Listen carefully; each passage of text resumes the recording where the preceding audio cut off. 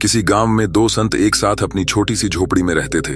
दोनों रोज सुबह अलग अलग गांवों में जाते और भिक्षा मांगते। शाम को झोपड़ी में लौट आते थे। भिक्षा से ही उनका जीवन चल रहा था। एक दिन जब वे दोनों भिक्षा मांगकर शाम को अपने गांव लौटकर आए तो उन्हें मालूम हुआ कि गांव में तूफान आया था। जब पहला संत अपनी झोपड़ी के पास पहुंचा तो उसने देखा कि तूफान की वजह से झोपड़ी आधी टूट गई है। वह क्रोधित हो गया और भगवान को कोसने लगा। संत ने सोचा कि मैं रोज भगवान के नाम का जाप करता हूं, मंदिर में पूजा करता हूं। दूसरे गांवों में तो चोर लुटेरे लोगों के घर सही सलामत हैं, हमारी झोपड़ी तोड़ दी। कुछ देर बाद दूसरा संत भी वहां पहुंचा। उसने भी टूटी झोपड़ी देखी।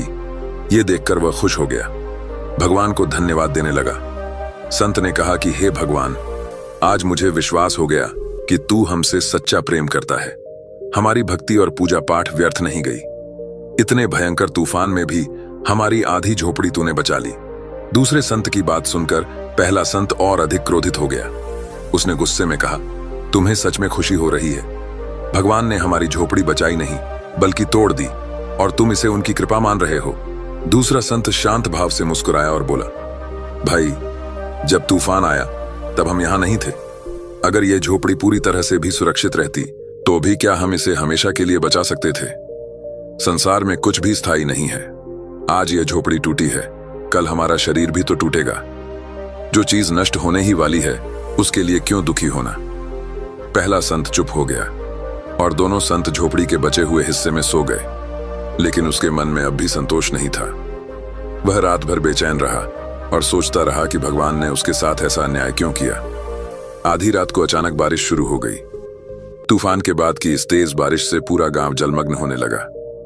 तभी एक बड़ा पेड़ जो उनकी झोपड़ी के पास था वह जोरदार आवाज के साथ गिर गया। सुबह जब दोनों संत उठे तो उन्होंने देखा कि पेड़ ठीक उसी स्थान पर गिरा था जहां उनकी झोपड़ी का टूटा हुआ हिस्सा था।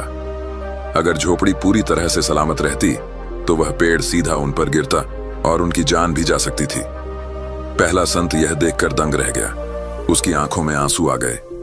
उसने भगवान को याद किया और कहा, हे प्रभु, मुझे आपकी लीला समझ आ गई। आपने हमारी झोपड़ी का आधा हिस्सा इसलिए गिरा दिया था ताकि हमारी जान बच सके। मैं आपको कोस रहा था जबकि असल में आप हमारी रक्षा कर रहे थे। मेरी अज्ञानता के लिए मुझे क्षमा करें। इस कहानी का निष्कर्ष यह है कि हर घटना के पीछे ईश्वर की कोई न कोई योजना होती है जिसे हम तुरंत समझ नहीं पाते।